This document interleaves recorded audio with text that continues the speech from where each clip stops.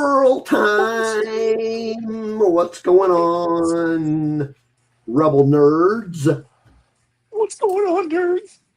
It's time for another Rebel Nerd Radio episode. Oh boy, and we're coming to the end of a year. It is episode number 238.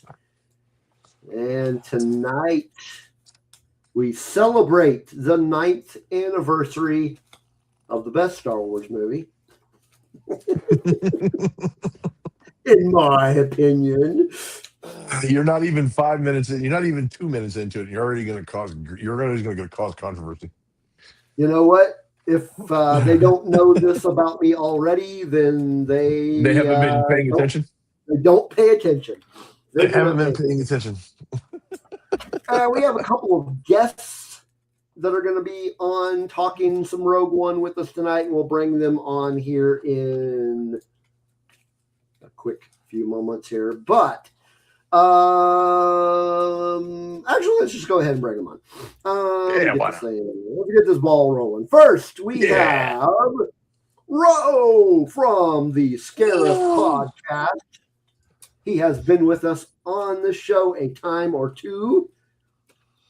That is true. Been around kind of since the beginning. What's happening, gents?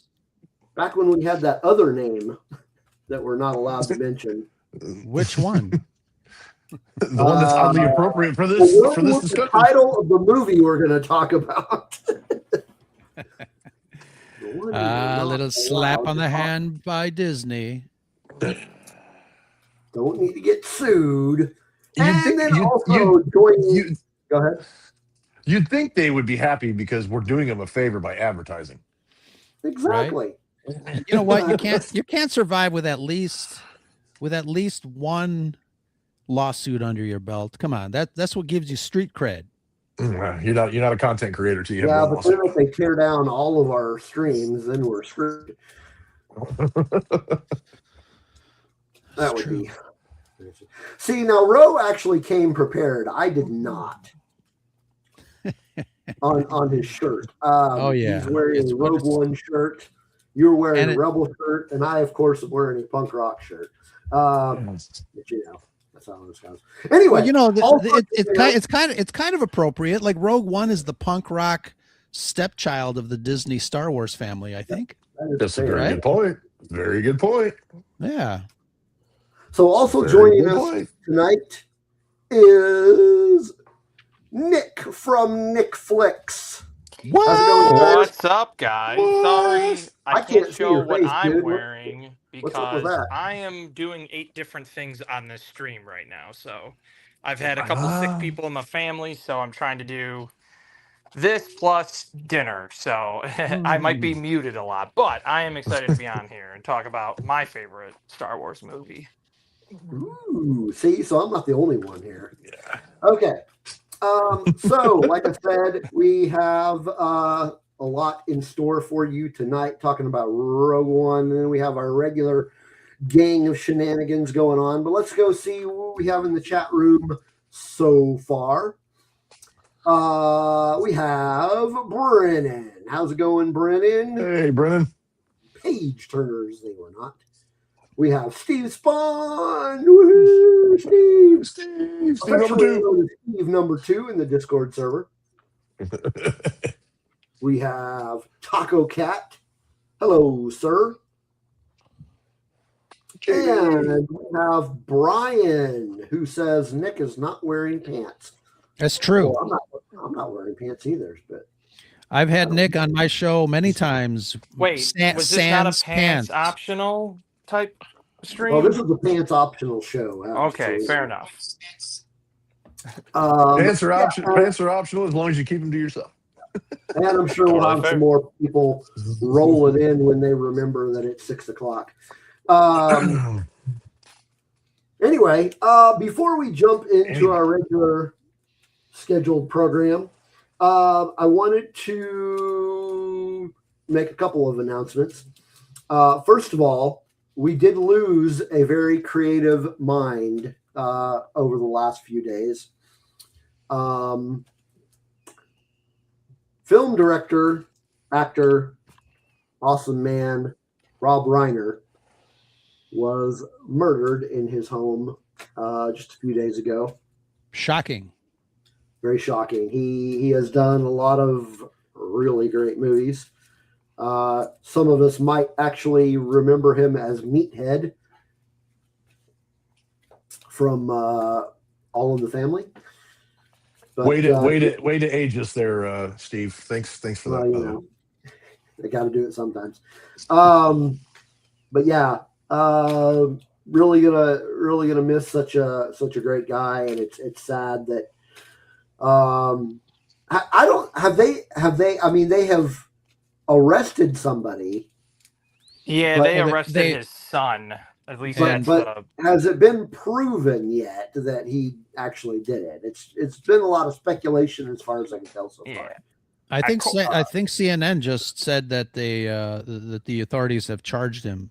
I mean, they arrested him, I think the same night or a few hours afterwards, but now they charged him. I guess his sister or their daughter found them and then knew it was the son because he was pretty troubled individual. Right. But I mean, still shocking to see. Innocent until proven guilty, though, I guess. So yeah. So yeah, it's pretty sad. It's pretty sad. So rest in peace, sir. You and your wife. And thank you for the Princess Bride. Yes. Yes. Thank you for the Princess Bride and all the other really great movies that he did. You know what's odd is I'm not sure. I have not confirmed it yet, but it's they say that his first movie was Spinal Tap and his last movie was Spinal Tap. I was just watching Spinal Tap too. That sounds over the weekend, right, yeah. So it's very odd timing. Yeah, so weird. Couple more chat. We have Smirking Bear, release the nerds. Release them all. And we have Matt, who has already made his determination that his son did it. Anyway, the other announcement that I wanted to make is not so somber. We had some gaming awards happen over the weekend, and we got the announcement of not one, but two new upcoming Star Wars video games. We got the announcement of Galactic Racer, which looks like a lot of fun. Sure. Looking forward to that. Looks like an updated and on steroids version of Pod Racer. Yep. Yeah. It actually looks like it's going to be a lot of fun. It looks like it's going to be a lot of fun. And then we got the announcement of a new upcoming Star Wars RPG game, Fate of the Old Republic. God, I hope they release this one. And they said not till 2030. I'm like, what? Oh, geez, I could be dead by then. Okay, so I'll take back what I just said. I'm sure it's probably going to change from now till then. So, I mean, yeah. Because there was Star Wars Eclipse, that didn't happen, and there was a few other ones and supposedly it's still working on it. Supposedly. Yeah, so somebody posted news that somebody came out and said, yep, we're still working on it. Who knows? Who knows? Yeah. 2030, that's a whew. I'll have been to Star Wars Celebration 2027 and home and planning on the next one by then. So yeah, I hope I can make it a celebration. So those were my two announcements. Now for what have we been doing this weekend? We did a new episode of our Kryptonian Chronicles series. Yes. We got that one. It is on the Patreon, early access for you patrons out there. And it should be up on YouTube a couple weeks, whenever we decide to put it up on there. We'll keep it up there on the Patreon for you guys for a while. But this time we did a review of the comic book All-Star Superman. It was a pretty good discussion. You and I and Dave had a really good discussion on that one. Yep. Yeah, a lot of fun. It's always a good time, and we do need to make those more frequent because it seems like we get distracted with other things and we're not able to make it. We lost Nick. But yeah, we do need to do those more frequent because they're a lot of fun. Maybe that should be a Rebel Nerd Radio New Year's resolution. We'll try to be more consistent with our series. I mean, to be fair, we're a heck of a lot more consistent with that than we have been with the Batcave one. Because we haven't done a Batcave in, God, I don't know how long. Also, speaking of new series, we just posted the new episode of The Devil's Den on our YouTube channel. So that is no longer patron only. That one is up on the YouTube. And I think Spencer and I are going to record another episode on sometime this weekend. Good old Spencer. Good old Spencer. Tell him I said hi. Yeah, he's surprised he's not in the chat room. Yeah, that'll be up for when we get that one recorded. That'll be for patrons only for a while. But yeah, so that was our week. Yeah. And with that thought, Mr. JD. Yes, sir. Take it away. Oh God, I knew that was coming.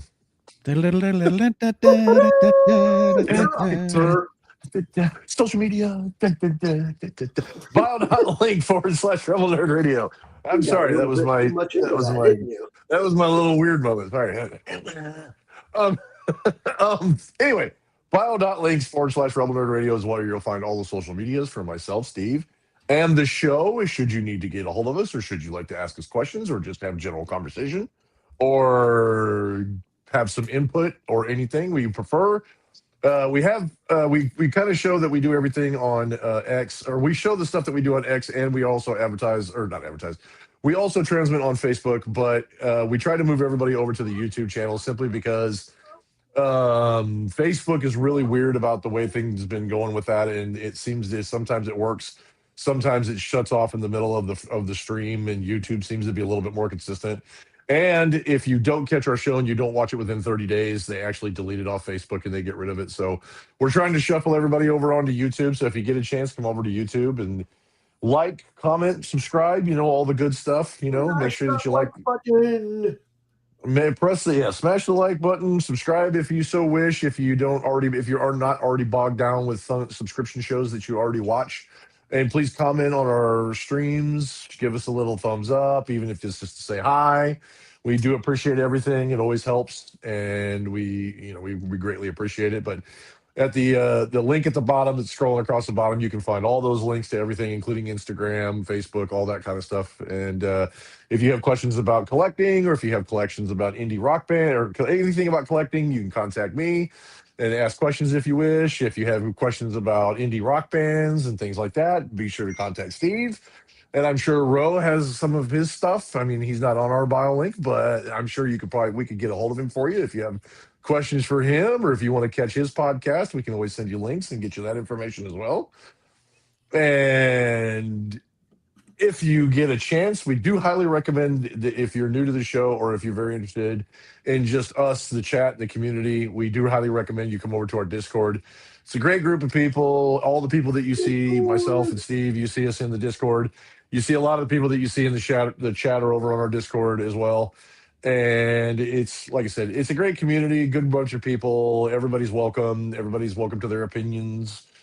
As long as your opinions are respectful and you can be respectful to other people's opinions, we love to have you. I'm out of here. I'm out of here then. Yeah. Bye, Ralph. Our Discord is crazy. It does. It gets nice. It's awesome. Are you still able to poke on Facebook? Is that still a thing? Yeah, I think so. Yeah. No. So everybody go to Facebook and poke Steve. Steve needs a poke. See, now I'm curious. I got to go on Facebook and see if I can poke. But yeah, on our Discord channel, like I said, you'll find everybody that you see, a lot of the people that you see in the chat. Myself, Steve, we're always in there. We have different Discord channels about pets, movies, personal promotions. If you have something that you want to promote, you want people to see out there. We have stuff. We have general shenanigans. We have TV shows that you're watching. I think there's even a food channel. So if you have recipes that you want to share, or what everybody's eating, or restaurants in a local area that you want to hear about, or something like that, that's in there as well. But it's a great community. Like I said, everybody's welcome. Everybody's opinion is welcome, as long as you're respectful and as long as you remain respectful to everybody in there. You can have good conversations. You can disagree, you can agree to disagree, but if it becomes toxic, or if you decide that you want to be just a general asswipe, we will get rid of you. And we have no problem doing that. So just so you're aware. But we normally don't. I don't think we've ever had. I think I've only booted one person off the server in our lifetime. Yep. I think we've only ever had to get rid of one person on there, and yeah, so it's a great community. Also, in bio.link at /Robo Radio, you will find our Patreon channel. For $2 a month, you can donate, and basically it just keeps the light on. It basically helps us pay our StreamYard bill, and that's about it. That's really the only reason that we have it. You get early access to some of our tabletop role-playing games. You get early access, or you get exclusive access to some of the tabletop role-playing games. You get early access to things like the Devil's Den, the Batcave, the Kryptonian Chronicles, which obviously Batcave is Batman. Devil's Den is about Daredevil. Kryptonian Chronicles is Superman and things related to Superman. And also on top of that, as soon as Steve sends them out in the mail, you will get stickers, which I think he has. And he'll Vanna White them for you. Weekend, but I don't know what happened. He'll Vanna White them for you. And also I myself have also got. There you go. You get a set of stickers from us as soon as Steve mails them out. And I have some new things in the works. I was supposed to have it finished by today, but unfortunately, work kept me away, and I wasn't able to finish. But as soon as I do, you guys will get a preview, and you will see kind of what I've been working on. And I will be doing some things for Patreons and sending them out to Patreons myself, which you will get from me as well as part of a bonus gift for being a Patreon. Like I said, we really do appreciate it. It's $2 a month. We love the crap out of our patrons. You guys are awesome. Thank you so much for helping us pay that StreamYard bill. And on top of that, Mr. Steve is going to read out your name live on the stream right now. Take it away. No, they don't, Brian. Nobody's getting a free t-shirt. I don't know how many times I got to say that. How about a free poke? Free Facebook poke. Steve and JD, you got to come down to Chicago next time and have some pizza with Nick and I, and we can do a pizza review show. Yes. There we go. Heck yeah. I actually was there in 2019 for Star Wars Celebration, and we had Chicago-style pizza, and I would come back for Chicago-style pizza. It's funny because there's a lot of people that I didn't know back in 2019 that I know now because of podcasting that were here for that. You know, it's crazy. Yep, same here. I actually met until like shortly after that, but I didn't figure when I went to Japan I would know as many people as I did. But from podcasting and just Star Wars in general, and from people that I knew from like this show and other things, I met like a whole menagerie of people in Japan, and I'm like, how did I know these many people that were showing Rebel ScumCon? Yeah, Rebel ScumCon was crazy. So many new people. Okay, but yeah, patrons, let's do this. We would like to thank there we go. We would like to thank all of our wonderful patrons. Woo-hoo. They are Dave Brown, Kelly and Chris Olson, Justin Hensley, Charlie Kirby, Chantel Gonzalez, Brennan, Brian, who is in our chat room. Actually, Brennan was in our chat room too earlier. Are you still there? Mm-hmm. Are you still there, Brennan?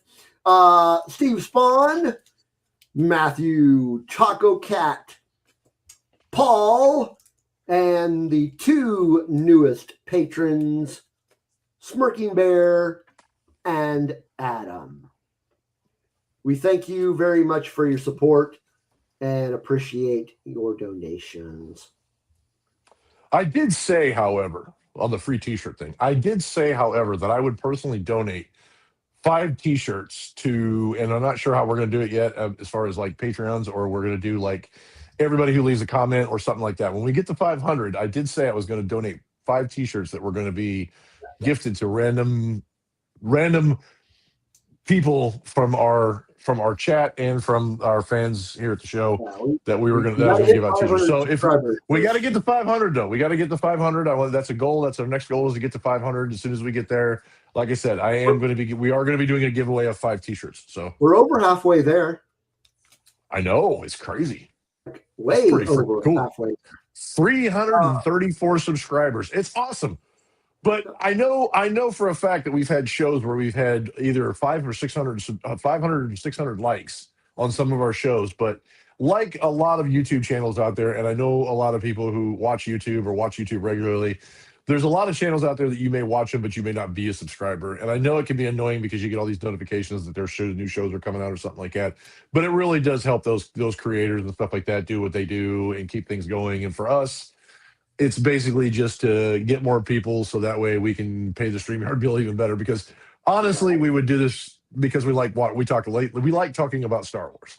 And I'm sure Ro and Nick, they love talking about Star Wars too. We enjoy talking about Star Wars, but unfortunately, things like StreamYard and things like that cost money. And so that's where we're at on that. Speaking of, I don't know, something. While we were jibber jabbering here, we got some more folks in the chat room. Joy has joined us. Hello, Joy. Good to see you. Engage hyperlinks. And I thought I saw somebody else join the chat room. No, I guess that was just her. But thanks for joining our chat room, and make sure you go to our YouTube and subscribe and all that fun stuff. Let's see. No, you had something to say? Oh, I said yes, sir. I said, and thanks again. Thanks again to you folks in the chat who interact with us. We really do appreciate the comments. We appreciate the Patreons. We appreciate all you guys. It really is a lot of fun. And like I said, it gives us the chance to talk about the stuff all the time that we really love. So it's always a good thing. Let's check in on Nick and see what he's fixing for dinner. Oh, yeah. I want to hear about here, you know what? Why not show you fellas? Hold on. I am making some burgers. Nice. And I'm wearing bear stuff today, so no Star Wars. That's my stove. Yeah. Hey Nick, we won't hold it. We won't hold it against you. It'll be all right. It's been a long 24 hours for this guy, so I'm you get to see my pretty face for one more second, and then I'll go back to not showing you what I'm doing. Oh no, I think you should keep. You know what though? Hold on. In proof, I have pants on. With that awesome there you go. Chicago Bears. Yeah, there we go. I got pants on. Chicago Bears jacket you're wearing there, sir. Yeah, well, it's comfortable. So yeah, but yeah, I'm currently making burgers and fries. Nice. Any veggies? Nah, not today. So, not a veggie day. So there's been a little, and there's still no score. There's been a little stomach bug going around in my house, and I haven't gotten it. So my view in it is I might as well eat what I want, because if I'm going to get it, I'm going to get it. So might as well enjoy the food in case it hits me. But there you go. Yeah, we'll see. Just hopefully you don't have to taste recycled hamburger. No, God, that would be bad. Nothing coming back up's going to taste good. So. My question is, how are you, being in Chicago, how are you going to get those burgers to us? I'll mail them, but they might not taste good by the time I get to you. And they can go in the private chat. Yeah. If I don't know if they want to be if they want to pay, maybe get it to you. That's a new StreamYard feature. Yeah. This is StreamYard sponsored by Uber Eats. That's why they jack their price 3 times as much. Freaking long distance Uber Eats. Yeah, not a very good one, but that's okay. We can reheat it. Right. Well, that brings us to. I got to check my notes. There we go. Drawn to the Force. That is where, if you are new to the show, we talk about Star Wars comics that are being released this week. I see. So, yeah. So tomorrow, December 17th, Wednesday, we just have one Star Wars comic being released. And that is going to be Jedi Knights number 10. The saga of Corliss Wrath concludes. So we're getting the end of a story arc, it looks like. And this one is still written by Mark Guggenheim with artwork by Matabek Musabekov. I probably just butchered that dude's name.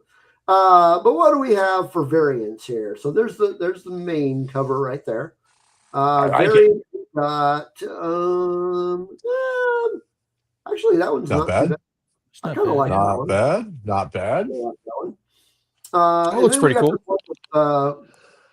Looks like Yaddle. Yeah. Mm-hmm. Yeah. I like that one. That one looks pretty cool. That one's pretty cool. And yeah, I think this one's probably the best of the three. Yeah, I kind of like that. It's very powerful. I like the Yeah. So yeah, that is the only comic we've got coming out, Star Wars related, tomorrow. So be sure to get out to your local comic book shop and pick up Jedi Knights number 10. Matthew says he can draw a mean stick figure. That's cool. Go with it, dude. We'd like to Congratulations. Go with it.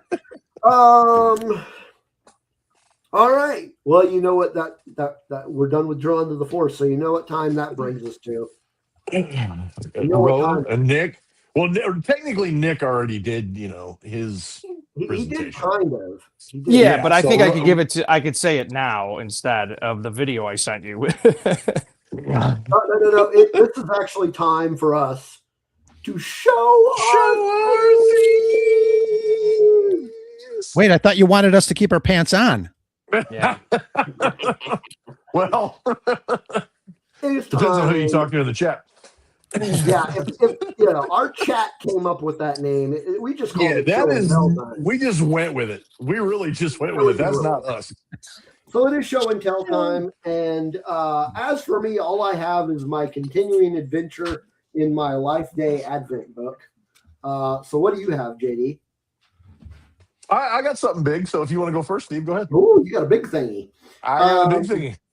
I'm actually. Let's not brag about it, Steve.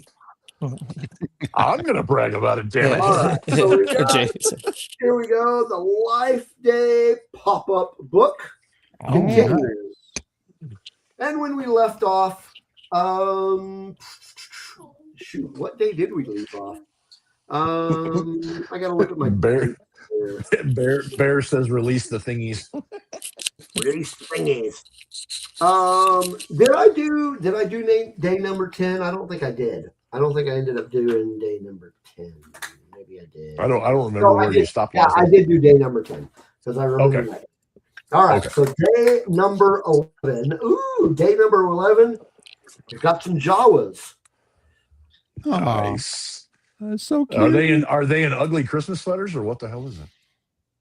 No, they're in Jawa outfits. Oh, okay. Well, what's that in front of them? They're holding droids. They've got droids. Oh, yeah. It looked like they were wearing ugly Christmas sweaters. Sorry. It did kind of look like that.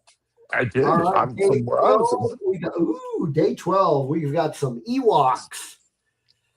Nice. Those are cute. Ewoks is still one of our most popular episodes. That is so weird. Murder Bears. News at 6. Number 13, we have a Wookiee with earmuffs. Earmuffs. Nice. Awesome. Nice. The artwork on those are pretty nice. Yeah, they are pretty nice. All right. Okay, what comes after 13? 14. Okay. At least today. I don't know. It only goes up to 12 days of Christmas. I'm not sure. Yeah, I could do math. It's okay. Yeah. 14's way over here. Oh, this is interesting. We got Lando and Lobot. Nice. Oh, nice. Very cool. What is today? Today's the 16th. Okay, I know how far I got to go. don't know how to get it. Okay, there's 15. Who the hell is that? Constable Zuvio. I don't know who that is. Somebody from the High Republic? Maybe No, they're wearing an X-wing pilot. That looks like a zombie in an X-wing pilot's outfit. It looks like a Mirielin, but I don't remember any Mirielin X-wing pilots. I don't know. Is that from Resistance? Maybe. Could be. Maybe it looks like Ula. Looks like Ula made it out of the Rancor pit. And last one for tonight became a pilot. is day number 16, and we've got some very childlike renditions of Rey, Finn, and Poe. Along with Chewie. Yep. Nice. Adorable. Cool. I like it. Very nice. So, adorable. So, folks, since we're going to be on hiatus, possibly for the rest of the year, if you want to see the rest of the Life Day Advent calendar, I will post them daily on the Discord. Otherwise, you're just going to miss out. Yeah, you said possibly because other people are like, I dare you to do another episode before the end of the year. You guys need to do another episode. You guys need to do another episode. I do appreciate the enthusiasm of wanting us to do another episode. So I mean, that is a good thing. I do too. Yeah. You like the enthusiasm. I do love the enthusiasm. All right. I think Ro you got anything for Thingy? Show too. I do. This came as a surprise. I did not know it was coming. My podcast host, Brad, sent me this for Christmas, but I opened it early. And it's from Hot Toys. Oh. The Shore Trooper Squad Leader. And relevant. And very relevant, yes. And I was my jaw hit the floor. Obviously, I'm one of those in-box collectors. I save the box and I put them in boxes, but like the artwork on the boxes are phenomenal. That's the one thing I love but hate about Sideshow. Their boxes are awesome. Yeah. And it makes you want to display everything in the boxes. Because I have a bunch of them just like that. And it's crazy because you want to display the artwork too. So it's like, sure. So this one, I'm toying with doing an unboxing video just to kind of hang out and then put this guy together. He looks like he's got multiple weapons and multiple arms. And what else is in there? But yeah, Shore Trooper, one of my favorite Stormtrooper variants. So a big thank you to Brad, my co-host, who surprised me with this mother. And I'm going to be buried with this guy. Okay, Steve, am I going to get a Sideshow collectible in the mail here anytime soon? You're not. Dude, I can't buy you anything. I can't buy myself anything. I'm so unemployed. I have been unemployed since November 2024. That's awesome, dude, man. Bro, that is not awesome. The Stormtrooper. I'm unemployed. That's awesome. Yeah. The crazy thing is I've got the Shore Trooper helmet right back here that I unboxed a couple episodes ago, and that you can actually see pretty good through that. Where the Stormtrooper helmet you can't see shit, but you can actually see pretty good through that helmet. It's actually pretty nice. Yeah, I was pleasantly surprised how much you can see through that. I need to adding in things. I've got a special treat for you. Does Nick have a thingy, or are we just seeing hamburgers tonight? We're going to show off the thingy of somebody in the chat. Somebody from the chat, who is also an active member of our Discord server, posted something in our Discord server, and I said, you know what? I am going to show off Matt's thingy. Oh, God. Go ahead. It is a Sonny Crockett action figure. Oh, nice. That's hilarious. Matt, that's nice. With the alligator. With a detachable thingy, too. It's crazy. Yes, detachable thing. Even better. That's So there you damn near have a it. bionic thingy. Oh, well, we won't. Let's not have that conversation again. That Let's was a not cool have that episode. conversation again. Woo. We had an episode about Darth Maul where we talked about whether or not he had a bionic thingy. And trust me, that was not us. That was the chat. The chat did it. You blame the chat on everything. Yeah, whatever. I'll blame the chat all I want to. But it's fair. It's true. All right, Jaden, let's see your thingy. Show us All your right, thingy. cool. Well, speaking of helmets, I will just show you the box and then I will unbox it for you. It's a space I helmet. received a brand new Cody helmet. Ooh. Yeah. Very cool. Yeah. Hang on here. I got the cake cut. I had to show this. This is a little early. I wasn't going to show this time. But like I said, my other surprise is not quite done yet. While he is unboxing that, Ro, can you send me the link when you think about it on where you got that shirt? Oh, you know what? You can find it anywhere. Just go to Amazon and type in Rogue One Star Wars t-shirt. I did not think that through. The internet is a wonderful place sometimes. Sometimes. Only sometimes. Sometimes. It depends on where you decide to lurk. Ooh, that one's cool. I like that one. Let's see here. I got an antenna I got to put on real quick. Give me 1 second. Let's see. Actually, I think I like this Yeah. one. There Very you go. nice. Very Check nice. that out. Very cool. Yeah. Let me see. Let's do a fit test here. Let's see if it works. See if I can get my big melon in this thing. He's gonna taste test it. Nope. Now the big test is get a blaster and see if it's that hard to shoot with that thing on. I can see how it would be. I mean, let's be honest here. Firstly, I'm fogging up big time. I think I'm going to scare the shit out of my dog. Can't hit shit, you know. But anyway, yeah. So, Commander Cody helmet. If you had the rest from the neck down, that would be impressive. Yeah. Actually, it fits really well. I mean, it fits nice, but yeah, you can't see shit out of this thing.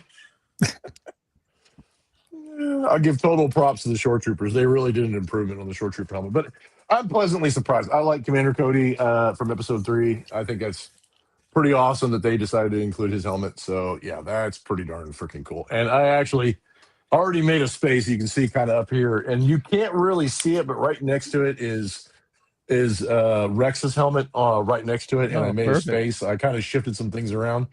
So he is going to go right up here next to Rex. So quite fitting. That's the one you're giving me, right? What, Rex? I thought, well. Yeah. That says that you should probably grease that helmet. What? Just so it slides on easy. Yeah, well, I'm bald, so I don't have to worry about it. Yeah, that's fair. And apparently it's voice changing also, but I'm not going to put batteries in it because I don't want them to get messed up. So that's nice. That's cool. Yeah. All right. So it is. Is that all we have for show and tell time tonight? Nick? Really quick, I guess. Hold on. Let's see. I can show you. No, some pretty cool Star Wars glasses in my cabinet. Ooh, there's a Mando along with a little Sith Lord and a Jedi Knight one. That oh well. Nice. So yeah, I did not come prepared for cool stuff that's Star Wars related, at least. Hey! The fact that you prioritize Star Wars glasses in your home, that's awesome. I will show this off though, really quick. This thing's pretty cool. The Muppets Christmas Carol Advent Calendar, fantastic. Very good. Yeah, worth it. Nice. He reached up to his cupboard. I thought he was going to show us like paprika or something. No, that is in that, which we will not open. I thought it was going to be spices or something. Be like, this is what I'm cooking with tonight. No. Oh, tell us, Nick, how do you season your burgers? So I've been doing this thing with ranch seasoning. sprinkle some of it on the patty on both sides and then cook it. It's delicious. So been doing that lately. And then some provolone cheese. Very nice. I like provolone. Yeah. I actually, I love provolone. Provolone I and think mozzarella are my top two. Yeah, same. So, and Yeah. what's great is it could go on anything you make, basically. Tastes good with provolone. Yes. That and you throw a little smoked Gouda on there and you're, wow. So as far as spices, when I make burgers, which I made last night, I use this, this thing called backyard or back porch burger blend. It's pretty good stuff. Nice. Woo-hoo. Yeah. Very nice. Very good stuff. All right, let's see. Has anybody else jumped in the chat so far? Man, what's going on in the chat? We don't have near as many people as we usually do. It's probably because I'm here. Man. Joy says, show us your racks. Oh, spice racks. Okay. Spice racks. I was going to say. I can guarantee it's not as impressive as other people. Probably not. All right. It's time. So modest. It's time to hit it. It is time to talk blasters, boots, and the rebellion. So why are we doing this? Today, no, we lost Nick again. Today is the 9th anniversary of the U.S. release of Rogue One. So, ahead of time, I thought, Steve's least favorite movie. We should talk about Rogue One again. There, Nick's back again. Sorry, I don't know what the hell happened. I'm like we haven't talked about Rogue One a time or two on this show. But I thought, you know what? To change things up just slightly with our, off the beaten, just talk about Rogue One because we like Rogue One. I thought we'd hit it from a certain perspective. So Rogue always One, like different perspective. What's that? I said we always like doing things from a different perspective. Yeah, because we're weird. Yeah, Rogue because One we're weird like that.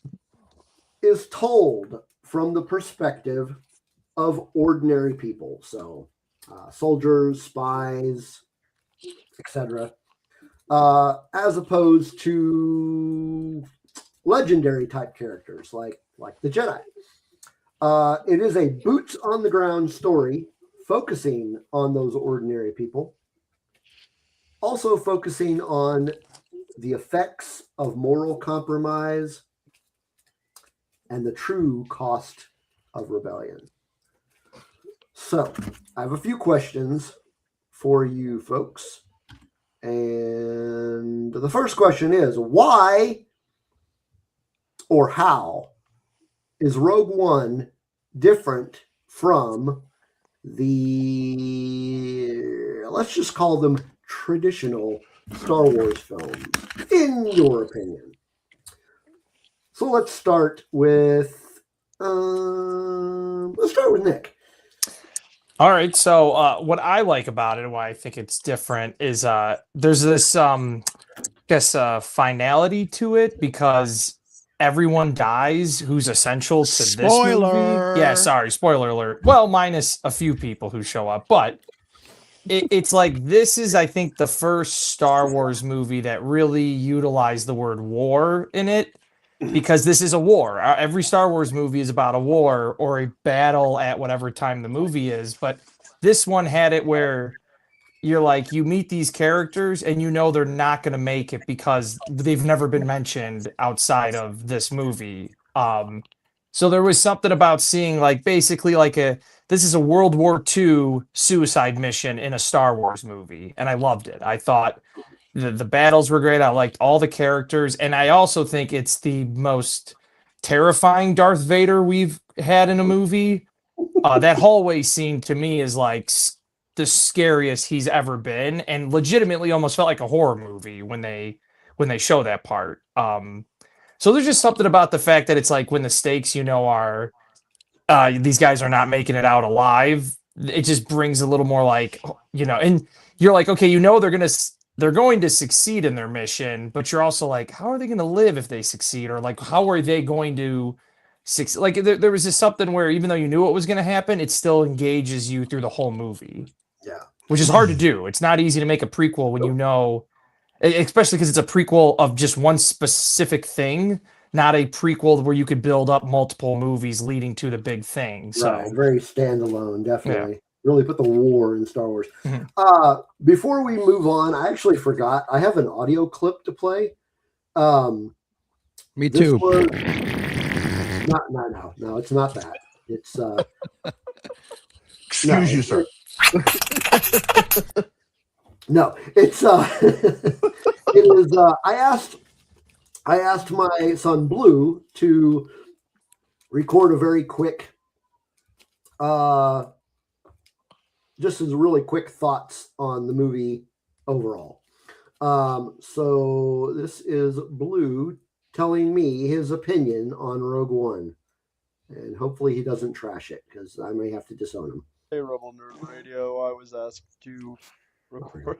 This is such a bad angle.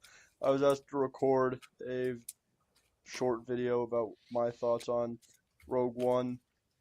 So here I am. Rogue One. There's something playing because I don't hear it. Time I've definitely Can you not hear grown it? to like it more. I hear it. Especially after I can't hear it. Okay, season go of ahead. Andor, You're good. I can't hear it. and starting to get the context. Rogue One is really a distillation of a lot of the themes of the original trilogy of rebellion and the battles that are waged in the fight to end the sort of regime that the Empire represents. And I'd say what it has spawned, like Andor and just generally that sort of sphere of Star Wars, I think what it has inspired is strong, and it'll last another 9 years because goddamn is that a good movie. That's all you from me. That was very quiet. Hopefully on the replay it'll be a little bit better. I was going to say I didn't hear it on my end, but I know I'm doing this from my phone, so I couldn't hear anything. But Rose said you said you could hear it. I heard it. Yeah. Yeah, I was able to hear it. A couple of people in the chat room said it was really low, but then others said they couldn't. Speaking of the chat room, Spencer has jumped into the chat room. So there's Spencer. Over there, Spencer. Okay, moving on. What was my question? Actually, fellas, really quick, I do have to go because dinner's ready. I gotta go get the kids fed. But I'll either try to hop back on if. No, I pretty much said what I had to say. Okay. But I do appreciate you guys having me on. Like I said, it's been a little hectic here, so I'm going to go take care of family. But yeah, love to come back on, and I'll try to hop on later if you guys are still on. Before you go, I did want to mention that Nick, who hosts both Nick Flix, and then the other one is Nick and Phil at the Movies, are part of the Shenanigans Collective. I think I mentioned that maybe last week when we talked about the Shenanigans Collective. Yes, you did. So yeah, both podcasts are part of that collective. And we all here at the collective, those of us that are part of that collective, appreciate it. And we hope to have you back on the show sometime. For sure. Well, thank you guys. Again, I appreciate it. Ro, it's always good seeing you, buddy. We'll get together, talk about Spielberg again. Really yeah, I can't wait. All of us will have to hang out in Chicago. Yeah, well, you guys are always welcome. Come on down. But again, thank you guys. I appreciate you having me on. Thanks, Nick. See you, All right, fellas, take care. All right. The question was, how, in your opinion, is Rogue One different from traditional Star Wars films? So let's go to Ro. So you said something earlier that I'm going to latch onto a little bit. You mentioned the fact that the characters in Rogue One are kind of like just regular people. And they're regular people that at some point in their lives, and this has informed them on their decisions in the film, they have lost all hope. And they are, Jyn Erso is no longer, she doesn't care about stuff anymore. Cassian has gone through what he has gone through. And I mean, everyone seems to change when they realize that, that there might be a glimmer of hope, and they are regular people trying to do the right thing. And it's quintessential George Lucas when it comes to introducing hope to a situation. There are no, bigger than life characters like Luke Skywalker, or senators, per se, between Jyn Erso and Cassian. These are, like you said, boots on the ground characters that want to do the right thing. They get together and they find strength within themselves, within each other. And I think, like I said, that is very quintessential George Lucas when it comes to the OT, the original film, at least.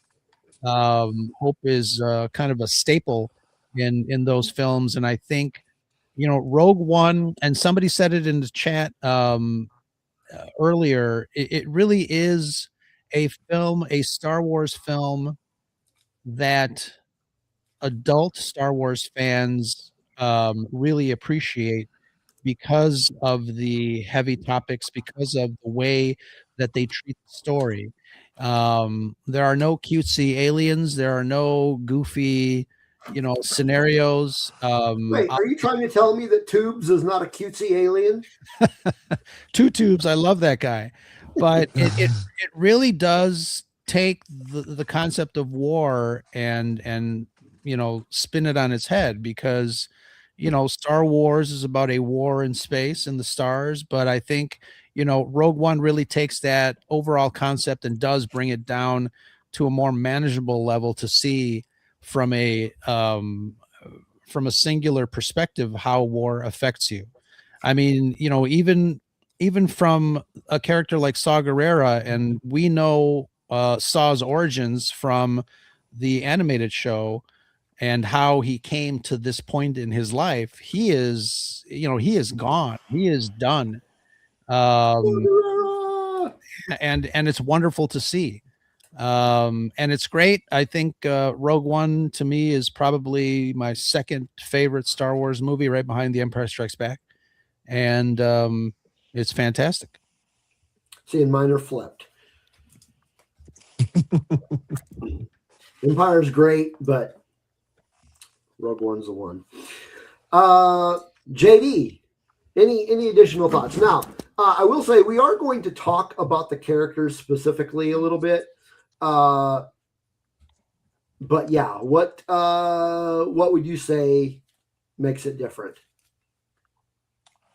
I just have to piggyback off of what Nick and Rose said. Really, it's the good stuff.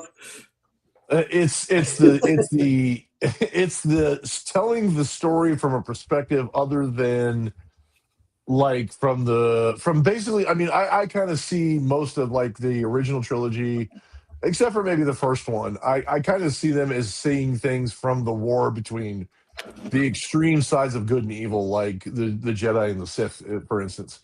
And Rogue One really kind of brought home the idea that it's not all about them. There's other people that are affected and other people who are part of it that don't see it from that perspective. They see it from a political aspect, or from an aspect of hope, or an aspect of how it affects their daily lives and things like that. And the fact that Rogue One highlighted that in characters that we got to meet, that added to and enriched the Star Wars universe. And like Rose said, when the movie first came out, they're characters that we didn't know anything about. They introduced these brand new characters that we knew nothing about. We had no idea who they were. We had no idea what the story was going to be, or how this was going to turn out.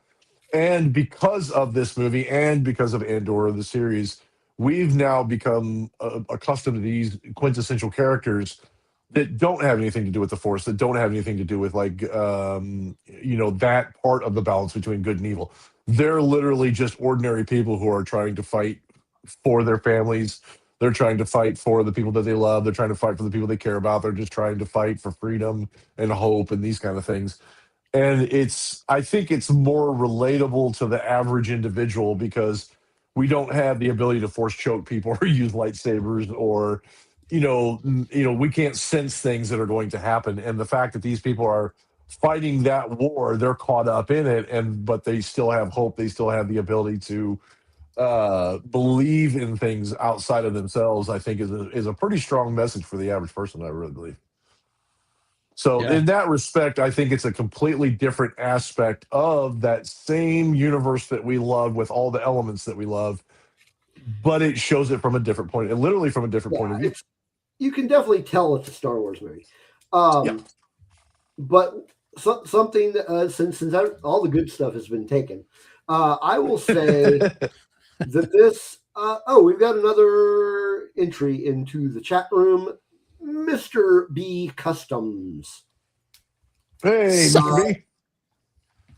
I'm not sure who that is because of YouTube changing the user ID and everything. Yeah. If you're normally somebody who's here a million times, but I wouldn't. If you're normally somebody who's in our chat, but they changed your name, just let us know who you are, so that way we can make sure we can we can make the proper identification. Came in and I was like, "Who the heck is Kaiju Frequencies?" And then it dawned on me, "Oh, that's everybody took all the good stuff, so I'm going to be different and agree with everything that you said, but also another thing about this movie that continued on, and dude, I love that logo. Another thing that continued in the Andor TV show, both seasons, but I think started here. Well, it did start here because it was before Andor.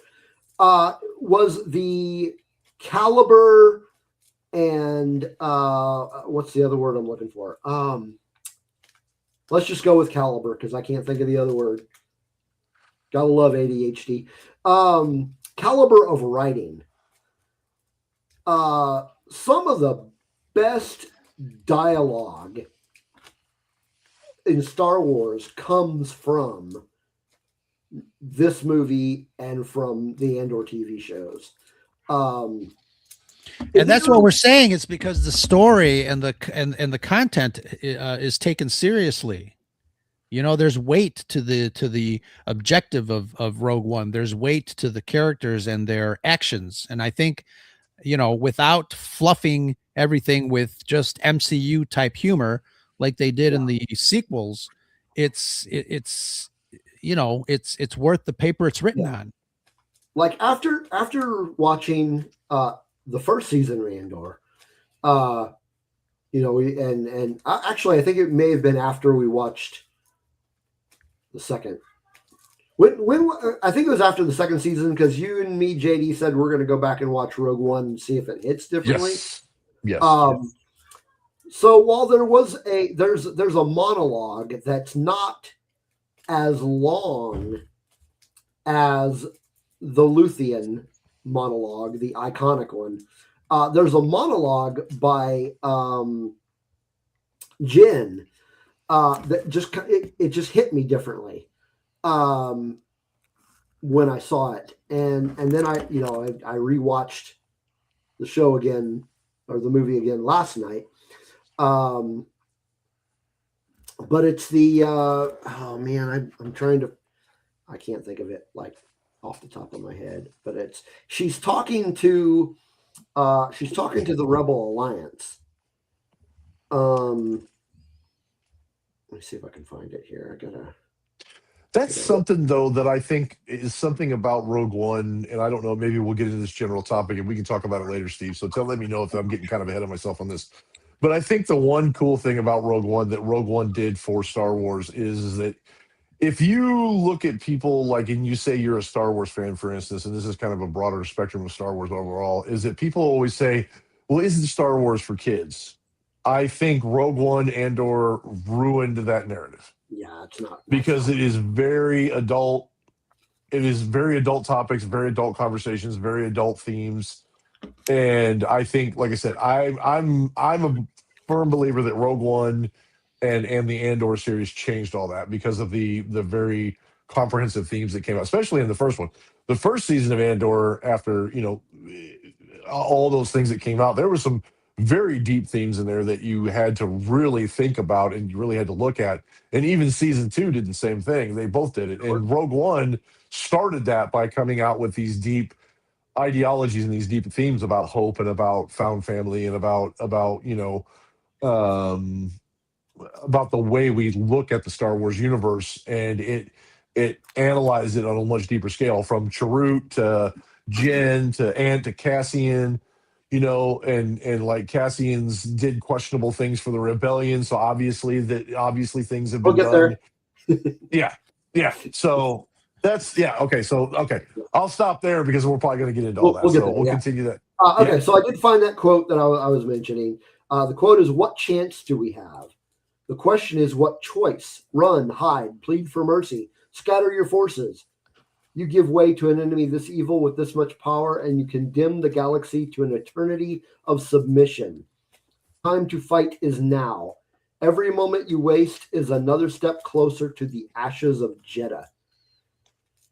And it just, after watching Andor and then watching Rogue One again, that little mini speech just hit me differently.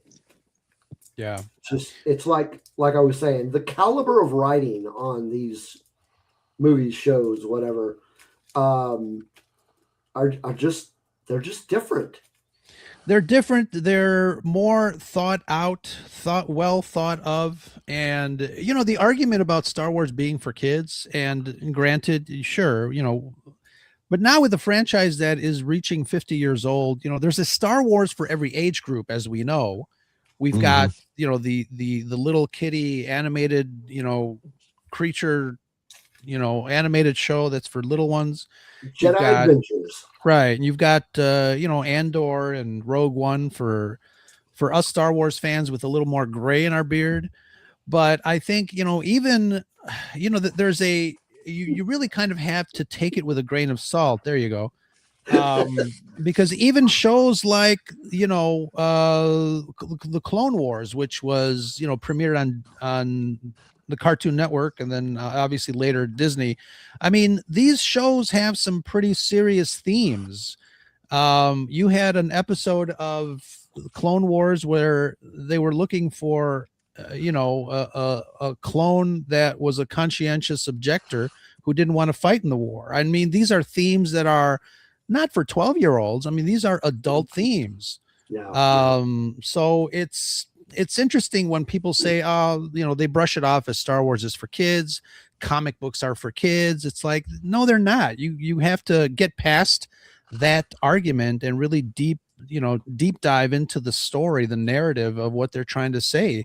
And these characters are as interesting as anything, written by William Shakespeare. And sometimes they may be the same type of character. Yeah. You just got to look at you got to look at him. Hey, Jordan, you got to look at him and say there's a reason Star Wars has been around and been successful for 50 years. Right. Yeah. I mean, yeah. All right. The next point I want to talk about is the moral grayness of the Rebel Alliance. So before this movie came out, you got this sense of the Rebel Alliance as these, heroes that are fighting against tyranny.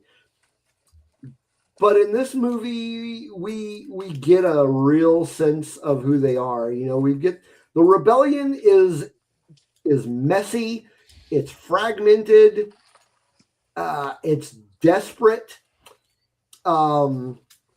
It's the rebellion is gotten to the point in this in this time frame where things like espionage, sabotage, and even assassination are necessary. And some other French words. To fight the fight. Yes, yeah. They're other French words, yes. Very good. But just things like at the very beginning, Cassian meets up with that informant and kills him. Yeah. And I mean, and you have to understand why too. I think it's in his character, but he's got a mission. And this, this guy that is like limping down the hallway is going to compromise that. He can't have that. Right. But yeah, you've got Cassian doing what he did. Cassian is also ordered to assassinate Galen Erso. He doesn't end up doing it, but then again, would he have done it had the squadron not shown up? I don't know. But then on top of that, you've got prison breaks. Mm-hmm. You've got the rebellion breaking people out of prison so that they can help further the mission. Just generally, you've got this rebellion is not this heroic thing to us. I want to use the word aspire to, but I mean, you do want to aspire to what they're doing because of why they're doing it. But the way they're doing it is, like I said earlier, it's just messy. Matthew has a good point in the chat too, and I wanted to bring that up because I think some people were against Rogue One because it showed the rebellion as kind of sidelining the good versus bad in the original Star Wars. It's the thing, war is gray. Right. And I don't have a problem with kind of graduating to a sense of, it's more complicated than that. And I think, the good versus evil, the black versus white in the original Star Wars had its place during that time. But I think as times change and as audience change, and I'm not saying completely change the core of the DNA of what Star Wars teaches, but I don't think that it's a big issue to introduce the rebellion in this way. So there are certain themes that are black and white, like the ideologies themselves are black and white. It's just the execution of. Well, there's two things. There's two things I wanted to say on that. Is that Rogue One showed us these things, but we didn't actually get a summarize of the exact themes you guys are talking about until Lothan made his famous speech in season 1 of Andor. Right. I'm forced to use the tools of my enemies to accomplish the task. Yeah. So he's highlighting that's the dark side of the rebellion, is that the things that they have to do. They have to use the same tactics and the same tools to accomplish their ends. So it's a matter of what you morally think is right and what you morally think is what the goal that you want to accomplish. Is it better to be? And then and that's something that was different about Rogue One and Andor was the fact that they were showing, like, you could see the Empire in a different light and you could see the rebellion in a different light. And like Matthew said, it wasn't just good versus evil. There was these gray areas that we were exploring. And Cassian was talking about it. He's been forced to do things and he's been in this fight for a long time. And he's had these things, these choices that he's had to make for what he believed in, and they're not the best choices. They're not the best things. And you can tell that, like, right at the get-go, where he has to shoot the guy that's a liability. And it's one of those things. He had to make the choice for what he believed was the right choice. Now, was it? We can debate that all day long. But he felt like at the time, in the moment, he had to do that. We're given 9 years later to analyze it and to figure out armchair quarterback it and that kind of stuff. You know what I mean? And the other thing I was going to talk about too, Steve, is you said that the main theme was there. It's just a matter of how it was executed. And it's just, to me, this is where I bring in, like, the argument that we have about the Jedi versus the Sith. Everybody's like, the Jedi weren't all good. The Jedi, kidnapped, they did they took kids, or they did this or they did that, and it made them not all good. But that's the thing about it is that there's characters who believed in what the credo of the original idea of what the Jedi were, and that's what they believed in. People like Qui-Gon Jinn, people like Ahsoka, people like, just a lot of characters who believed in that. And even throughout history, we romanticize the idea of knights in armor and the chivalry and the dedication to truth and justice and to protect the public. But in reality, that's not how it worked. That's not how things came out. Obviously, even groups like the Knights Templar, who were Christian protectors of people on the pilgrimage, they were even in question about some of their methods and about some of the things that they did. And it holds true to different groups and even political groups today. their ideology and what they're trying to accomplish is one thing, but in reality, it's very gray as to whether you agree with how they're doing it and how those ends, how they come to that end. And it's no different here. They're just highlighting that, which brings the idea of what they were trying to describe with Rogue One. It makes it that much more like, it brings it much more home to the people who are watching it, because it's not as simple as good as evil, and it's not as simple as good and evil. It's more complex than that. And because at the root of everything, there are human beings behind those motivations, and human beings are erred. Right. Are erred. They're faulty. Yeah. They're faulty. And a galaxy far, far away is no different. Sure. Yeah. Jordan, which scene were you talking about? Are you talking about the scene with Andor killing the dude, or are you talking about something else? Which one is it? I love the scene because it really hammered home the real. I think you're talking about the scene that you described, the dialogue, the monologue in the elevator on Andor. Oh, I think you were talking about that, and that's when he put it in there. Yeah. I mean, because like I said, Rogue One showed us that, but he perfectly explained how that all works, because he was basically speaking for like people like Andor who had done bad things in the past, and it wasn't until then that we got a firm, solid explanation as to what was really going on, and he really was laying it out that this is what has to be done in order to accomplish the goals that we feel are right for us, which is freedom from tyranny, freedom from the Empire, things like that. But we can't just be all good when we do it. Yeah, and that in itself is kind of a gray area. I would want to say that it's cool to see Luthen kind of, besides the speech, I think there's an inherent concept of him explaining it to you that way, but it's also saying, pull up your big boy pants, because we're going to do this no matter what. Yeah. And I know there are, people kind of on the fence that say, if we stoop down to their level, we're no better than they are. And I understand that argument as well. Mm-hmm. Yep. So Rose was talking briefly about some of the characters earlier. Another thing about Rogue One is the way it depicted to the individual characters kind of the psychological cost of war or the toll it took on people. So, for one thing, these people, like toward the end of the movie, and maybe even before that, these characters knew they were expendable. They knew they were on a suicide mission. But even before that, like you mentioned, Jyn Erso, she grew up in the shadow of war. She was raised by an extremist, for lack of a better way to put it. She was a survivor. She was a combatant. But even at her young age, she was already showing signs of like war fatigue and emotional detachment. Things like, if it doesn't bother me if I don't look up, like I don't care.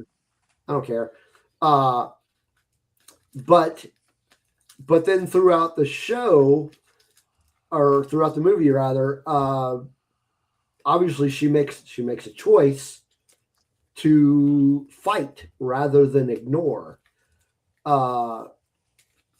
knowing that there was no glory in this, knowing probably full well that she was going off to die. And for one, just imagine the life of Jyn Erso. Watches her mom die, watches her dad get taken away and become part of the machine that you hate so much. I think there's a sense of cynicism there with her character too. She's putting up a wall of cynicism to protect her feelings, to protect her heart. And I think, once she realizes, in the movie we see we see her shed a tear probably for the first time in a long time when she realizes that her father sent her a message and that she wasn't forgotten, and that he was doing it for a bigger purpose. And I think that kind of recentered her character into believing that she maybe wants to fight for what her father was also fighting for. And then you get the part where I think also what hit her was when Saul said that he's tired and he can't fight anymore. Right. And then you get that line of "Save the rebellion, save the dream." Save the dream, yeah. And she figures out that what he was after the whole time was the rebellion, and she was kind of like resisting fighting with Cassian and fighting with the rebellion. And then she hears her dad has been doing it for the rebellion, and then she understands that what Saul was trying to do was he was trying to do it from the rebellion, but he see you, Jordan. Oh, see you, Jordan. And then she sees that what he was trying to accomplish the whole time was for the rebellion. They just didn't like the way he was doing it. And then I think that completely 180 degreed her entire outlook on what needed to be done. Right. Absolutely. And then, obviously we know a lot more about Cassian Andor than we did prior to this, prior to, or, even after watching this film, we know a lot more about his character now. But this is a guy who he's had a rough life. Yeah. And, he's a really good example, I think, in the grand scheme of things, of that whole idea of morally gray. Mm-hmm. Because of the shit he has had to do to help the cause. And I was gonna say too that you were talking about Jyn Erso was trained by a guy who was fighting the war in Saw Gerrera. But if you look at his history and his past as well, he was a guy that was leading or was fighting in a second war. So he had already been through one, and then now was fighting a second one. We don't trash talk Saw Gerrera on this show. Oh no! Oh, you're stepping on dangerous territory there, bud. You're not gonna pull on his heartstrings. You're gonna rip him in half. Is what you're gonna do. And all those things listed is what makes him an interesting character.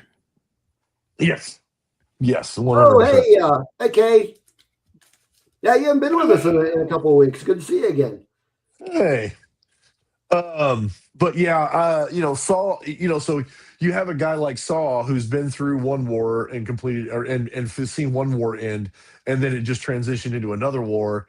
And now he's training now he was taking on a girl that was in now they're fighting another war with her. So I mean that made the the extremism from her even worse. He didn't know how to raise a kid. He was a gorilla.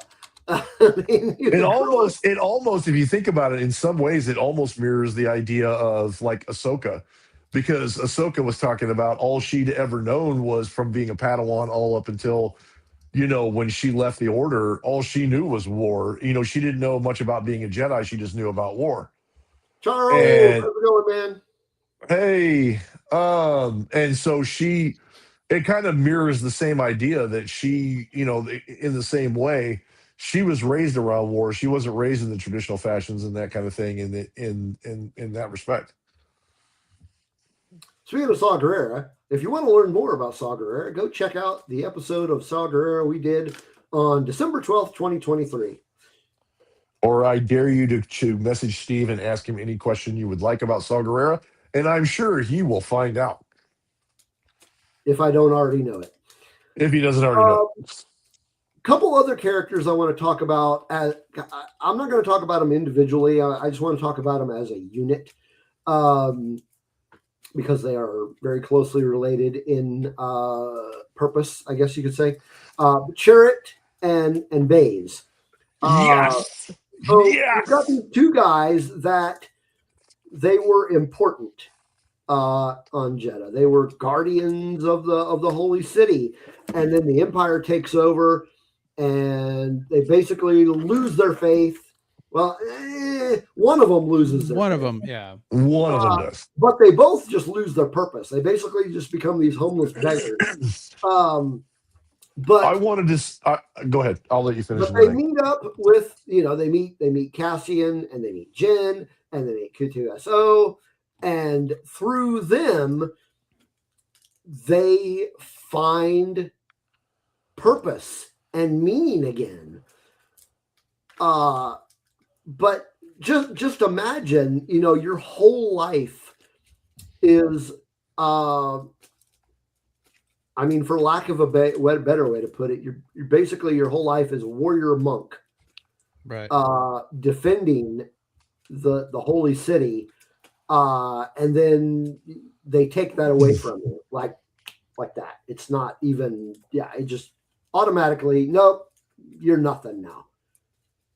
It's just like, that's got to be damaging to your soul. They were literally, and I one of these days I want to sit down and read the book, The Guardians of the Wills, because they were literally the Guardians of the Wills, and then all that is destroyed in one fell swoop after the arrival of the Death Star. Chirrut and Baze, of all the characters I adore all of the other characters. I'm not saying they're lesser characters, but I have to say Chirrut and Baze are probably my favorite characters in Rogue One. I love those two guys, and I have to say this. I'm gonna say these two things real quick. I hope that those two show up at at one of the Star Wars celebrations, because I will be the first one in line to get a picture with both of them, or at least if Donnie Yen was to show up. If Donnie Yen was to show up, I would freak out. I think that would be the freaking coolest thing ever, because that man he's amazing. And the other thing about it too is that I'm gonna die on this hill. I still wish, and I did see a fan-made video of this, where the end of Chirrut's staff actually had a lightsaber spear on the end of it, and he used that to take out the stormtroopers. And I thought that was the freaking coolest thing. I would have loved to have seen that. That would have been, I will die on that hill. I think that would have been fantastic. Yeah. A lightsaber spear. Yeah.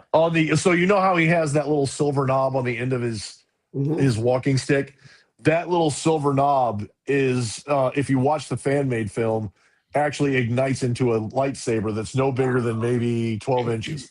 And he uses the end of the spear. They have it set up where the end of that that end on it, where it's the lightsaber, is actually what hits the stormtroopers and takes them out. Yeah, I don't know about that. It was, you have to watch what he did to me. I love what he did. I'm not complaining about what he did, but just for the idea of him being like not a Jedi, but he was actually a guy who he wasn't a practitioner of the Force. He was just a believer in the Force, which is almost like a temple guard. Almost like, exactly. Almost like a temple guard. He didn't really use the Force. He was just a believer and truster in the Force. Instead of being like the Jedi, he was just somebody who trusted in the Force, and he wanted to be a Jedi, and he wanted to live by that code, but he was not able to do that. And he created his own little lightsaber at the end that would have worked like a spear. Instead of a lightsaber, it would have been a lightsaber like spear, and he would have been able to use that. I think it would have, number one, I think it would have made more sense. And number two, I think it would have solidified his identity as a Jedi-esque character. Maybe not a Jedi, but somebody who could be considered, if the situation was different, he would have been a Jedi. So guys, before Ro has to bow out, I did want to talk about, like, the whole reason that I wanted him to come on and talk. We're going to talk about Rogue One on a filmmaking level. How Rogue One is less space opera and more war movie. And then specifically, kind of the visual language. So, let's get your takes on specifically the visual language component Ro, like the camera work and just like the lighting and how it's visually different than other Star Wars films. You know, and it's funny because visually, and I think there was a conscious effort by director Gareth Edwards to really make it seem like Rogue One was shot in the 70s like Star Wars. Including, you know, getting old footage from the Death Star trench run and repurposing it for this film. You know, it's one of those labor of love type of things that I guess normies wouldn't recognize. But I think when you see, you know, the original Red Leader from Star Wars A New Hope pop into the Battle of Scarif, you're like, holy shit, this guy knows what he's doing. He really loves Star Wars. He respects the fans and he respects the fabric of what he's doing, especially in this time frame. I think, you know, this time frame represents a big chunk of what Star Wars really is. Yeah, I use the term normies all the time. The Smirking Bear Studio. So it's you know, I feel like its fabric is pretty much cut from the same cloth as Star Wars, A New Hope. I'll say A New Hope, but Star Wars before it was A New Hope. And I think it's great. You know, I don't know, you know, I really enjoy the visual style of Gareth Edwards. I know his one of his later movies was not a big hit, The Creator, but The Creator has some wonderful visuals and camera work and themes going on in that film that I really enjoy. So I respect him as a filmmaker. He's a great artist. Normies. We've said that. We've actually said that before on this show. But yeah. I agree. I am glad that they used a lot of that repurposed footage, and I'm glad they shot it the way they did, because when you look at it as far as like how it molds into the original Star Wars is phenomenal. Yeah. I mean, it's great. I mean, if you skip the crawl, literally, if you skip the crawl, you don't even have to. I would love to see like a supercut where they just. I know it'd be like sacrilege. I mean, don't get me wrong. I know it's sacrilege, but like I'm sure fan edits have done it before. But the end of Rogue One and then the beginning of A New Hope without the crawl. You know what I mean? Yeah. I'm sure somebody's done it. Somebody's done it, not the whole movie, but they butted the end of Rogue One to the beginning of Star Wars, and it works out perfectly. Oh yeah, it's great. Yeah. So I mean, not being a professional or even really an amateur camera person, can tell that the camera work and the visuals of this were a lot different. Can you maybe explain why they were different? Like how were they different? Say that again. Which part? camera angles, because I am not a professional or even for that matter an amateur camera worker or photography expert of any kind. I don't know how to explain how is the camera work and maybe like the lighting, how does it set it apart from other Star Wars films?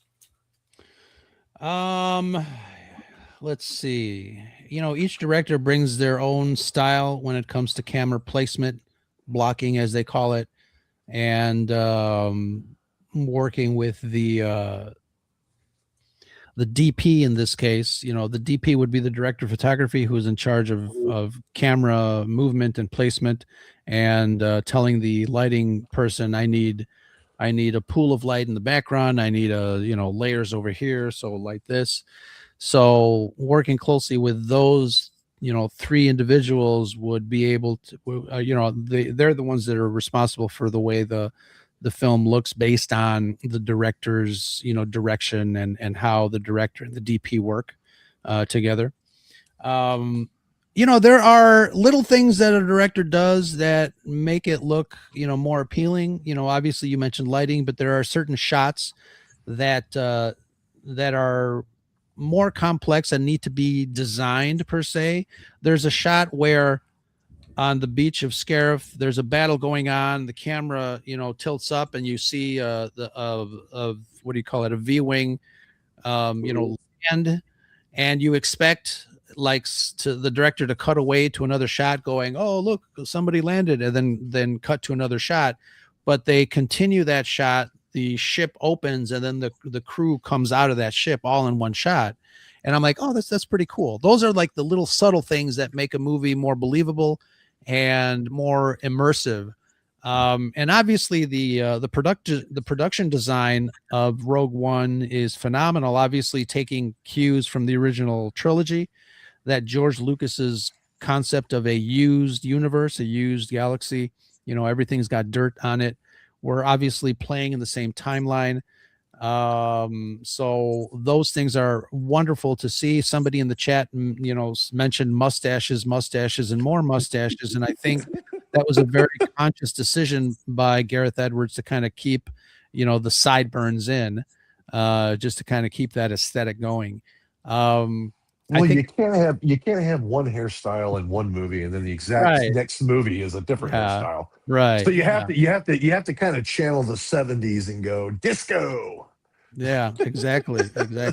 So I think those are some of the little things that really stand out to me, and from this movie and other movies in general. Obviously, paying attention to that sort of thing because I am a camera guy.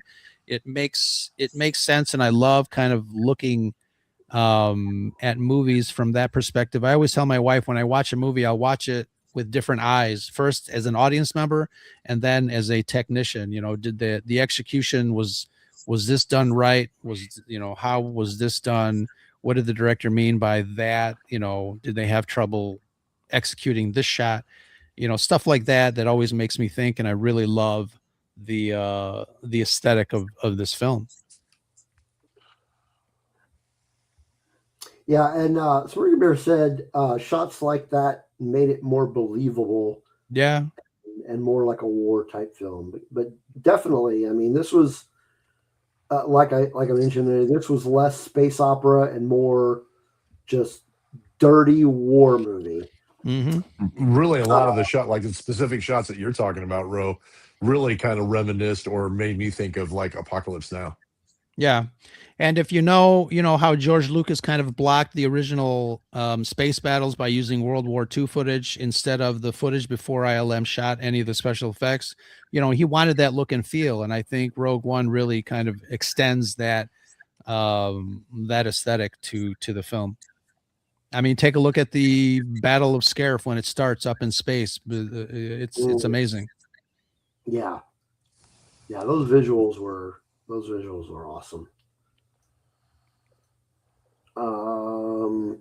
Let's see. How much time we got before you got a bolt? We got about 10 minutes left. We can stretch it out. We can stretch some more. Let me look at my notes.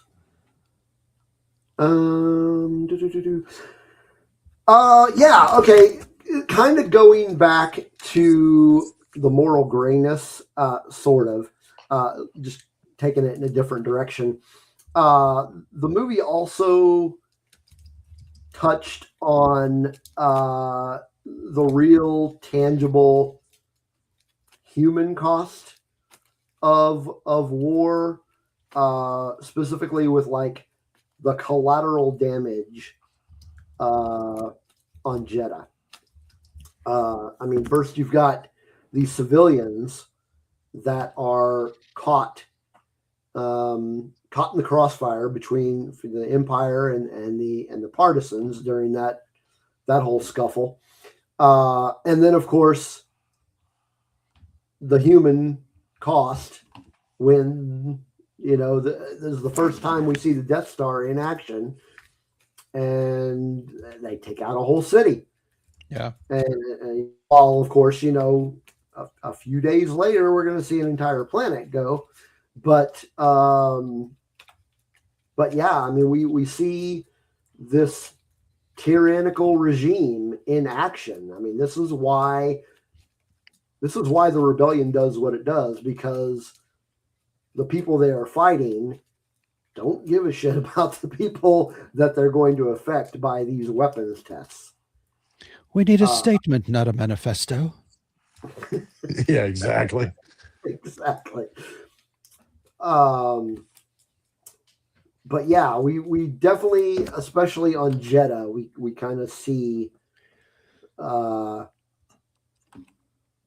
they look at collateral damage. Yeah, one of the things that I noticed in my original watch of Rogue One, and it's something that I feel was always there in Star Wars, but we were just too young to kind of see it, is the behind the scenes political manipulation of the Empire when it comes to what it was doing out in the galaxy away from the eyes of the Galactic Senate. And when Vader comes in and says, tell the Senate it was a mining accident, it's like, oh, damn. They're doing stuff without the oversight of that committee, trying to get away with stuff without them knowing. And it's, and again, I hate real world politics, but the politics of Star Wars really intrigues me. And I think obviously, a lot of people can kind of, relate that to real world politics, which is fine. But I find that interesting, because I think it was always there, even in Star Wars, when he captures Leia's ship and says, inform the Senate that all aboard were killed and this and that. I mean, they're out there doing their own thing without oversight. And it fascinates me as an adult. Now it fascinates me. As kids, we are like, oh, cool, things are blowing up. But now it's like, oh, now we're really thinking about that stuff. Well, and they also, if you think about it, they also kind of touch on it a little bit in the original Star Wars, and they just kind of highlight it again in things like Rogue One and Andor and stuff like that, where they talk about, you got the scene where Vader and Tarkin walk in, and they're talking about the Senate will no longer be an issue. The last the last remnants of the old Republic have been dissolved. And they ask the question, well, how do you maintain control without the bureaucracy? And basically, it was kind of for me, it was always, and like you said, when I was a kid, it didn't mean anything to me. I didn't really understand it until I saw the prequels. And then it made more sense, because it was a thing where in order for them to cede control, they had to get the support of other nations. Otherwise, they would just be back in another galactic war, just like the war between the Separatists and the Republic. They would be back in another fist fight between the two of them. And like a lot of things they've highlighted is that at the height of the Empire, even before like the events of the original Star Wars and the Empire was still building up their forces, and they didn't quite have what they needed to fight an entire galactic war if they needed to. And it would have been just costly, and there would have been a lot of problems and things like that. But the creation of the Death Star kind of made it one of those things where fear will keep the local systems in line, which is what Tarkin said. Now we have an ultimate weapon that if you resist us, we can just boom, and you're gone. Right. And now we can test that. We can show that. We can show it by destroying Alderaan, because we can prove that that they were part of this rebellion and we blew it to hell. And now the local systems can go, we can't fight that. There's no way. And Right. if you look at the rebellion during the scenes in Rogue One, they said, what hope do we have against something like that? What hope do we have to protect ourselves against something like that? What choice do we have? Yeah, exactly. And it highlighted in the original like I said, in the original Star Wars, you kind of get that idea that without the support of the local governments, the Empire would not have been able to become as strong and exert their influence across the galaxy as well as they did. But by the time they built the Death Star, it was like, okay, we don't need you anymore, because now we have what we need to make sure that you comply. We don't have to ask you to comply. We don't need your support. You will comply, or this is the end. I got the Death Star. See that thing? Yeah, Yeah. I'll blow your ass up. I don't have a problem with it. Yeah. So and that's the thing. Not only did they have the technology to do it, they had the what's the word I'm looking for? Fortitude. The cojones. They didn't give a shit. Yeah, they didn't give a shit. They had the fortitude. They're like, we don't mind doing it. Yeah, we don't mind doing it. We will blow you. We will blow you and your entire planet straight to hell. We don't give a damn. No qualms about destroying a planet. Yep. They do not care. Yeah. Which was the goal. I mean, for me, it's always been that was the Empire's goal to begin with. It's either you will comply or that's it. Yeah. You will comply or I will wipe you out. Sure. And that's what they were working towards the whole time. You can even see it in things like Solo, where they were talking about they went onto this planet and Han asked the question, why are we even here? Why are we, aren't we the aggressors? And they were kind of highlighting that theme that they were the aggressors, but they couldn't just come in and take over a planet. They had to fight for it, to fight for their compliance, and the people didn't want to comply. But with the Death Star changed all that because they felt like now we have a weapon that we don't even have to fight wars. We can just show up on your doorstep, point a laser at you, and say, guess what? We will blow you straight to hell if you don't comply. And that's why, as a narrative, even, Rogue One is so important, because you have these people that, while they don't necessarily understand the entire scope of what they're doing, like, okay, we need to steal these plans so they don't have this planet-killing weapon. But they were not there to see an entire planet get destroyed. So the effects of what they did are, I mean, they're just long lasting. What they did changed the galaxy forever. Sure. In a good way. I mean, obviously. But. There's a meme of General Dodonna in the Imperial Yavin briefing room that says, the line in Star Wars where he goes, the Imperial plans provided to us by Princess Leia. And then Jin and Cassian are like, hello. I love that. I've seen that. Yeah. That is freaking funny. What are we? Wait a minute. What are we? Just chop liver? Which technically they were, but I mean, at that point, they were basically just, they were incinerated. Let's just call it. Let's call it what it is. They were incinerated at that point. So basically, you get at that point. Yeah. All right. Well, let's finish up with just any final thoughts you have about the film that you guys want to talk. You guys want to talk about the soundtrack? Can if you want. I don't know what your thoughts are on the soundtrack. When I first heard the soundtrack, it took me a while to warm up to it. I love it now, but at first I was like, I don't know about this. Yeah. I don't think I really even. No thoughts. I don't know if I really had any thoughts about it or even really observed it, for lack of a better way to put it. Until I saw it in IMAX. Yeah, the two parts. Go ahead, Steve. Go ahead. When right before the first season of Andor came out, they did a re-release of this movie in IMAX. I was living up in Michigan, and it was playing Friday, Saturday, and Sunday at an IMAX theater, and I went and saw it all 3 days. There was only 3 showings. I watched all 3 showings, but it wasn't really until then that I even observed the soundtrack. I was like, I mean, it was interesting, but at the same time, probably not the thing that most hit me about this movie. I mean, still. Yeah. Okay, go ahead, JD. No, I was going to say the 2 things that stood out for me as far as the soundtrack was concerned was I liked the opening. I loved the opening, the Rogue One scene. I liked that music that came through there. That was awesome. I loved that part of it. And then really the scene from when you see Jen and Andor on the beach and you hear that dramatic music and you know they're about to go, it makes it that much more emotional. Bite it.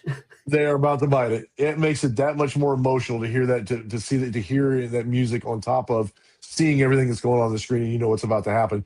And then they transition into that part where Vader gets on the ship, and you get all that dramatic music through that end. I think basically from that scene of those two dying, and then all the way to the end, that music through there just made that so much more. It just added such a new element to those whole scene, to that entire that ending part of that entire sequence. Yeah, thank you. Yeah. From them dying to the Vader scene, it just had a whole new element to that sequence in the movie, and I think it was fantastic. It was great. Yeah. There was a certain cue earlier in the film that I really enjoyed, and when I listened to the soundtrack, I always pop that one in first. But it's when they captured the pilot and they are taking him to Saw Gerrera, and there's an overhead shot of a fallen Jedi statue on Jeddah. Oh, if you remember that, and there's a certain sound, and I think it's kind of like a combination woodwind, percussive type of, like that, and it's really impactful, and it really lends itself, and I think it's a sound that we've not heard yet, up until that point in a Star Wars soundtrack, and I think that's one of the reasons that I was kind of like, taken aback at first.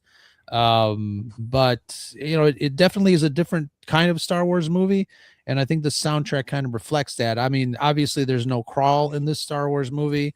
It just, the name pops up and then there you go, you start going. Very deliberate, I will say, but still enjoyable. Absolutely. All right. Well, any final thoughts on the movie? Does not have to be related to the topics that we were talking about today. I'm so glad they brought K2SO back to Andor. Absolutely. I'm sorry if you don't like Alan Tudyk, you should probably go away. No, I agree. Yeah. Yeah. I still say that, and this is my personal thoughts, is that I think of the Disney era Star Wars, I think Rogue One is probably my favorite cinematic release. And just every time I watch it, and every time we put it in for the yearly binge watch of the entire timeline of Star Wars, I'm always happy when we get to that point. Not only because I know the original trilogy is next, but I know how well Rogue One molds right into it, and then being able to watch Andor season 1 and 2 on top of that, it's a great way to segue into the original trilogy from the sequel or from the prequels, and and Rogue One is just kind of that. Is kind of that right when you get to the end of it and you know you go into the original trilogy, it's almost like reaching a halfway point, and you're kind of like, hell yeah, right.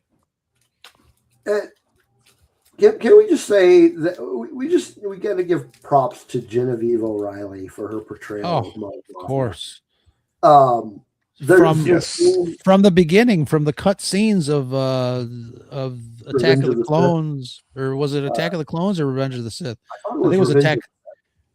Yeah, but from the beginning, I mean, how wonderful is it for that actress to do a scene in Star Wars, get it cut, and then get a phone call many years later and say, hey, I think we need you back.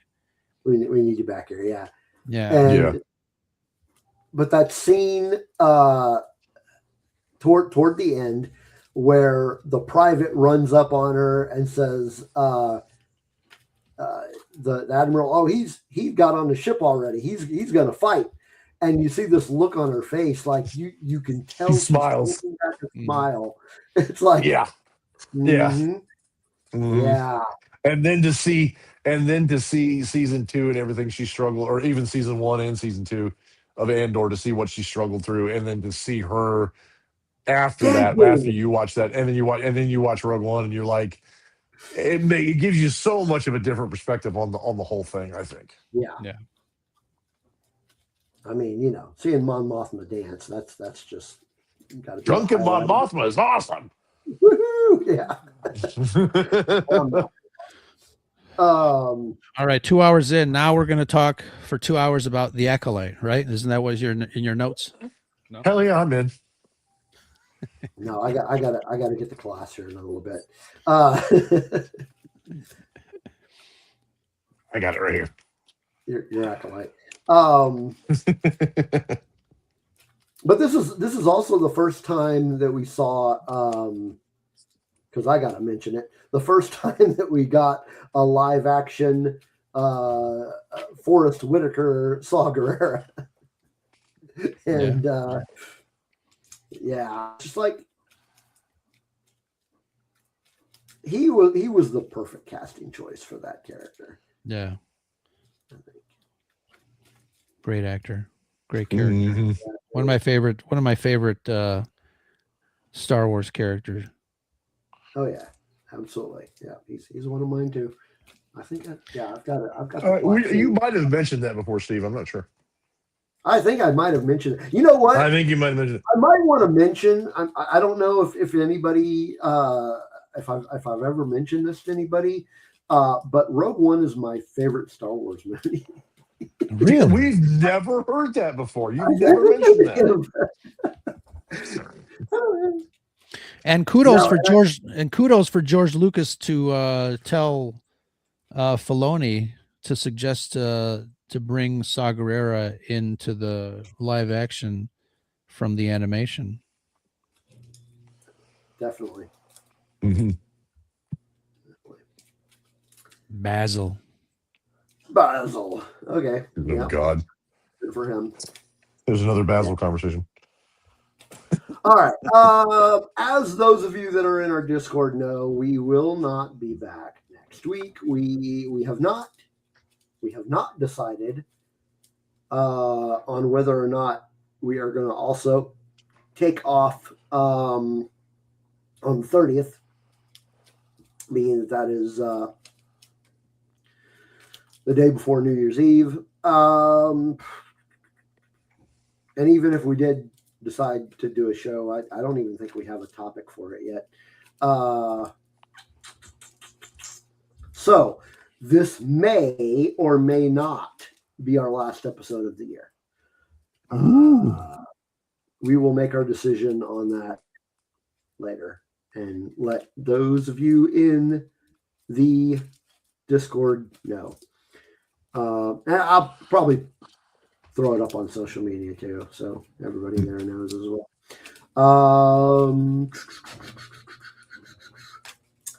I think that's all we've got. Any final thoughts that you would like to mention about anything before we?